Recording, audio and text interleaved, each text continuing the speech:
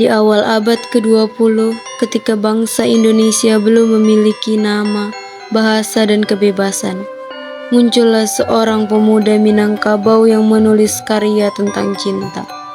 Bukan cinta kepada seseorang, tetapi cinta kepada tanah air. Dialah Muhammad Yamin, sang penyair yang menjadikan kata sebagai senjata dan puisi tanah air sebagai nyanyian kebangkitan bangsa. Lewat bait-baitnya, ia menyatukan rasa, menumbuhkan kesadaran, dan menyalakan api yang kelak disebut nasionalisme. Muhammad Yamin lahir di Talawi, Sawah Lunto, Sumatera Barat, pada tahun 1903. Sejak muda ia dikenal cerdas, berwawasan luas, dan mencintai sastra.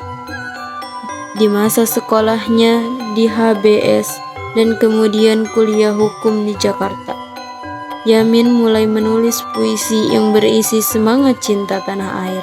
Baginya, bahasa dan sastra adalah alat perjuangan.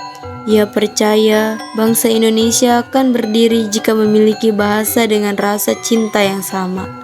Pada tahun 1922, ia menerbitkan kumpulan puisi pertamanya, sebuah karya yang menjadi simbol kebangkitan sastra nasional, Puisi Tanah Air. Puisi Tanah Air adalah kumpulan sajak yang ditulis Muhammad Yamin pada usia yang masih sangat muda. Namun dari kata-katanya, kita menemukan kedewasaan jiwa seorang pejuang. Puisi ini mengekspresikan kecintaan yang mendalam terhadap Indonesia, yang saat itu belum resmi bernama Indonesia, hanya disebut tanah air. Salah satu puisinya berbunyi, "Tanah airku tidak kulupakan, kan terkenang selama hidupku. Biarpun saya pergi jauh, tidak akan hilang dari kalbu." Lewat bait sederhana namun penuh makna ini, Yamin menanamkan rasa memiliki terhadap tanah kelahiran, bahkan sebelum bangsa ini bersatu. Karya ini bukan hanya sekadar kumpulan kata, tapi seruan lembut untuk mencintai negeri yang masih berjuang mencari identitasnya. Yamin menulis puisi tanah air bukan sekadar untuk keindahan bahasa.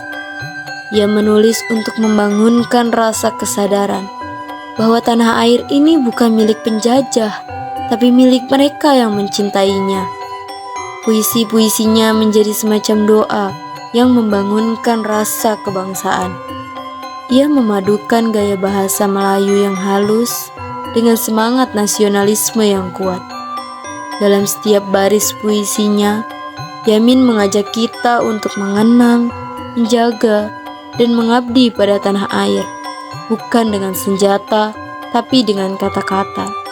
Di saat banyak orang berjuang dengan tindakan, Yamin berjuang lewat pikiran dan perasaan.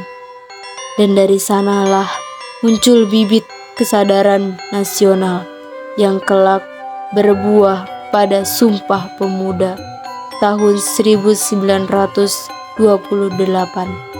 Peristiwa yang juga ia ikuti secara langsung. Muhammad Yamin bukan hanya seorang penyair, ia juga perumus dasar negara, politisi, dan pemikir bangsa. Namun, jejak awalnya sebagai sastrawan tidak boleh dilupakan.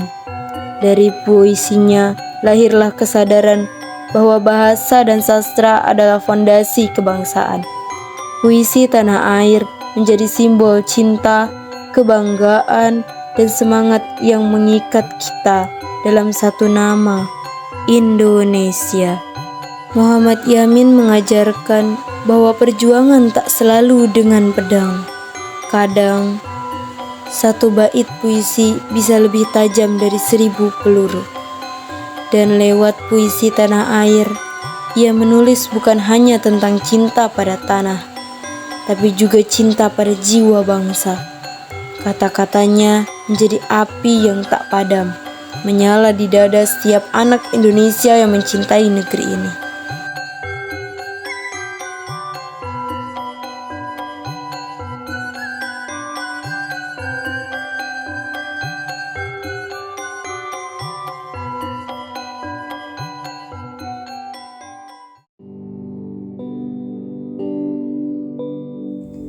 Awal abad ke-20, Indonesia belum bernama Indonesia. Segala hal, bahkan kata-kata masih dalam kendali penjajah. Balai Pustaka berdiri pada tahun 1917 sebagai lembaga penerbitan resmi Hindia Belanda. Tujuannya sederhana, menyebarkan bacaan bagi pribumi namun dengan isi yang dikontrol ketat. Namun, dari ruang sunyi, di balik tinta dan kertas, muncul seorang penulis muda dari Padang, bernama Rustam Effendi. Ia menulis bukan sekedar untuk dibaca, tapi untuk membangun kesadaran bangsanya. Lewat dramanya yang berjudul Bebasari, ia menyalakan api kebebasan dengan kata, bukan dengan senjata. Rustam Effendi lahir di Padang pada tanggal 13 Mei 1903. Masa kecilnya dihabiskan di tengah suasana penjajahan yang membatasi ruang gerak dan pikiran rakyat pribumi. Sejak muda, Rustam dikenal tekun membaca dan berpikir kritis. Ia menyaksikan sebagaimana bangsanya hidup dalam penindasan, sementara pikiran dan perasaan mereka tidak bebas diungkapkan. Setelah menempuh pendidikan di Batavia, Rustam mulai menulis. Bakatnya membuat ia dikenal di lingkungan Balai Pustaka, sebuah lembaga yang menerbitkan karya sastra, namun juga menyaring ide-ide yang dianggap berbahaya bagi pemerintah kolonial. Di sanalah Rustam menyadari, pena bisa lebih tajam dari pedang, dan melalui tulisan, kebebasan bisa disuarakan tanpa harus berteriak. Tahun 1926, Rustam Effendi menulis sebuah drama berjudul Bebasari. Sekilas, Bebasari tampak seperti kisah klasik tentang seorang putri yang ditawan oleh Raja Lalim bernama Purbaya, lalu diselamatkan oleh Karna, sang pahlawan. Namun, di balik kisah itu tersembunyi makna yang jauh lebih dalam. Bebasari bukan hanya seorang tokoh perempuan, ia adalah simbol rakyat Indonesia yang terbelenggu oleh penjajahan. Sedangkan Purbaya, sang penguasa, melambangkan kolonialisme yang menindas kebebasan. Karena tokoh penyelamatnya menggambarkan semangat nasionalisme, semangat untuk melawan, memerdekakan, dan mengembalikan harga diri bangsa. Rustam menulis dengan hati-hati. Ia tahu sensor kolonial sangat ketat. Karena itu, ia memakai bahasa kias, alegori, dan simbol. Namun, siapapun yang membaca dengan hati akan mengerti. Ini bukan sekedar drama. Ini adalah panggilan kebebasan. Melalui Bebasari, Rustam Effendi menegaskan bahwa sastra bisa menjadi medan perjuangan bukan dengan senjata, melainkan dengan makna. Bebasari menyuarakan nilai-nilai kebebasan, perjuangan, dan cinta tanah air. Melalui karakter-karakternya, Rustam Effendi menunjukkan bahwa kebebasan tidak hanya berarti lepas dari penjajahan, tapi juga lepas dari kebodohan, ketakutan, dan keputusasaan. Bahasa yang digunakan Rustam halus namun penuh kekuatan. Setiap dialog mengandung pesan moral dan nasionalisme yang membara. Karya ini lahir di masa ketika penulis pribumi belum bebas berbicara tentang kemerdekaan. Namun dengan keberaniannya, Rustam menjadi pelopor bagi munculnya generasi sastrawan yang lebih berani di kemudian hari. Karya Bebasari menjadi jembatan antara Angkatan Balai Pustaka dan Angkatan Pujangga Baru, dua masa penting dalam sejarah sastra Indonesia. Nama Rustam Effendi mungkin tak sepopuler sastrawan modern lainnya, namun peran dan keberaniannya menulis Bebasari menjadikannya tonggak penting dalam perjalanan sastra Indonesia. Ia membuka jalan bagi lahirnya sastrawan yang lebih bebas berpikir dan berkarya, seperti Amir Hamzah, Sultan Takdir Alis Jahbana, dan generasi penjaga baru. Warisan Rustam tidak hanya dalam bentuk tulisan, tapi juga dalam semangat bahwa kata-kata bisa menyalakan kesadaran, bahkan di tengah gelapnya penindasan. Dalam diamnya kata, Rustam Effendi berbicara lantang. Ia menulis untuk membebaskan, bukan untuk dipuji. Dan hingga kini, Bebasari tetap menjadi saksi bahwa di tengah kekangan, sastra bisa menjadi bentuk perjuangan paling halus, namun paling abadi.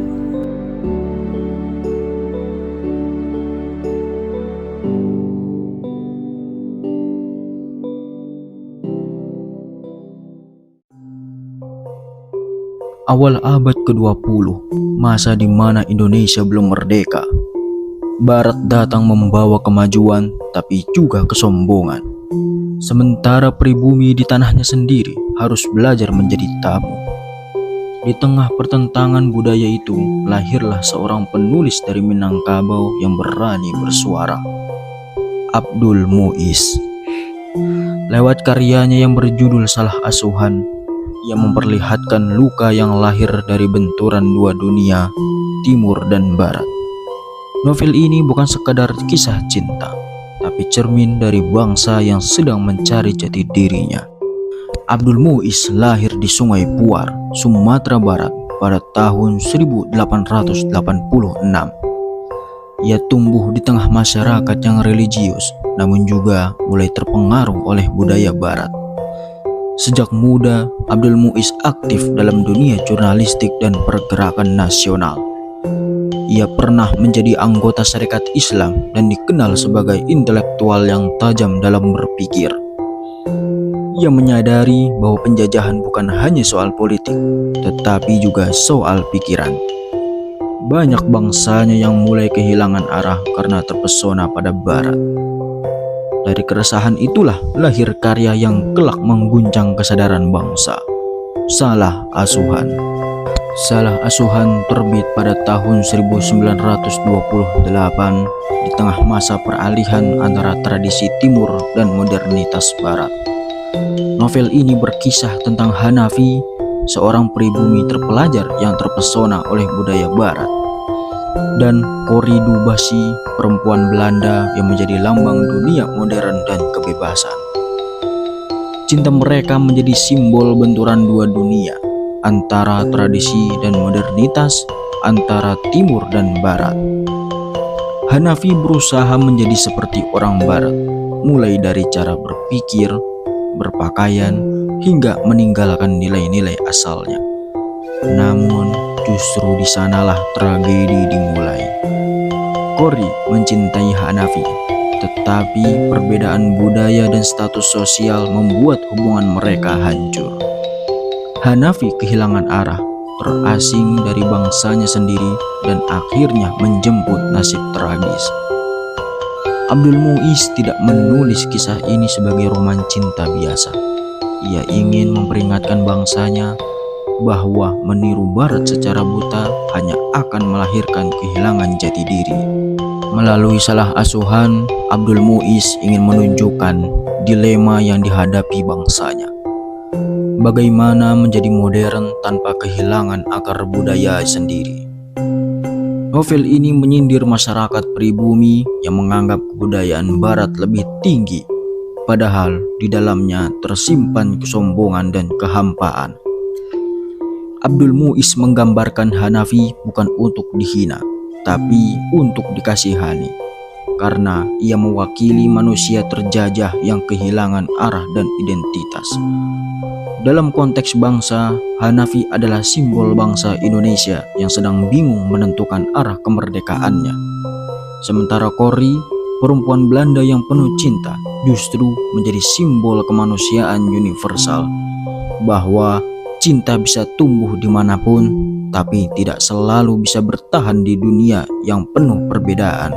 Abdul Muiz bukan hanya seorang pengarang, ia juga pejuang, pendidik, dan pahlawan nasional.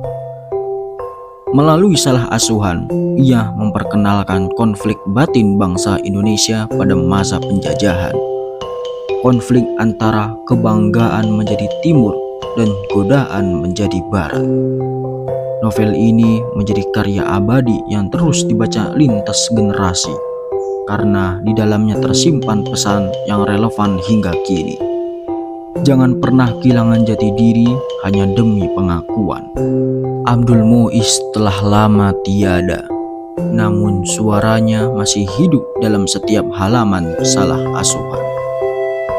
Ia menulis bukan untuk menggurui, tapi untuk mengingatkan bahwa kemajuan tanpa kebijaksanaan hanyalah bentuk lain dari kehancuran. Dan lewat kata-katanya kita belajar menjadi modern tanpa kehilangan siapa kita sebenarnya.